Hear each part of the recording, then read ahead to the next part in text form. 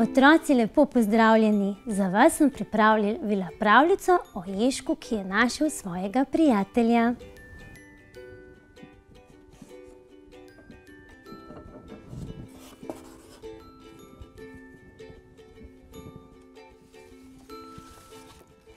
Ježek je živel svoje mirno življenje pod drevesom in nikoli ni z nikomur govoril.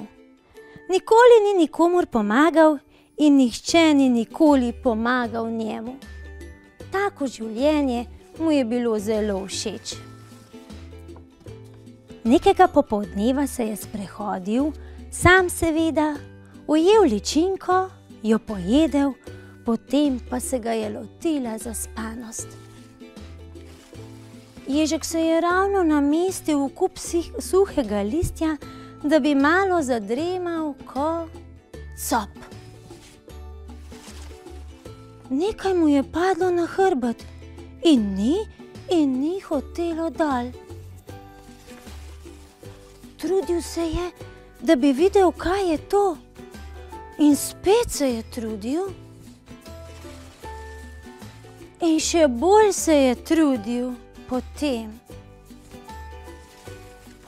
pa je pogledal navzgor. Jabolko! Gotovo je jabolko, je pomislil. Na njegovem bodičastem hrbtu je res obtičalo jabolko. In še kako je obtičalo.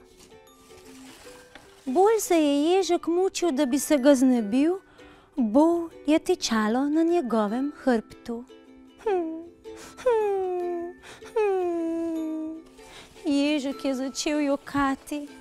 O ne, je pomislil, nikogar nimam, ki bi mi pomagal. Jokal je tako močno, da ni slišal glasu nad sabo. Jabolko, končno je v mojo ogrado se prikotalilo jabolko. Hrsk, hrsk, hrsk. O, kdo pa si ti? In kaj si delal pod mojim jabolkom? Je vprašal osliček. Tako zelo rad imam jabolka. To je moje prvo jabolko po zelo dolgem času. Ježek je bil kar tiho. Imaš ti rad jabolka? Seveda jih imaš, vsak jih ima, tako sladka so, tako hrustljava so. Ježek še vedno ni rekel nobene. Osliček pa je klepetal naprej. Jabolčna čežana, jabolčni zavitek, jabolka v karameli, jabolčni drobljenec. O, veselje, veselje, jedel bi jih dan na dan. Ježek še kar ni rekel nobene. Ježek niti ni vedel, kaj bi rekel. Nobenih prijateljev ni imel. Rad je živel po svoje. Obrnil se je in šel nazaj k svojemu kupu listja.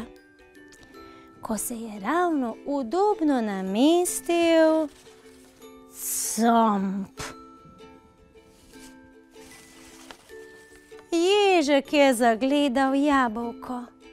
Spomnil se je na oslička. Spomnil se je, da osliček ne more doseči jabolk. In potem je pomislil, da mogoče biti sam le ni tako imenitno. In z osličkom sta postala prava prijatelja.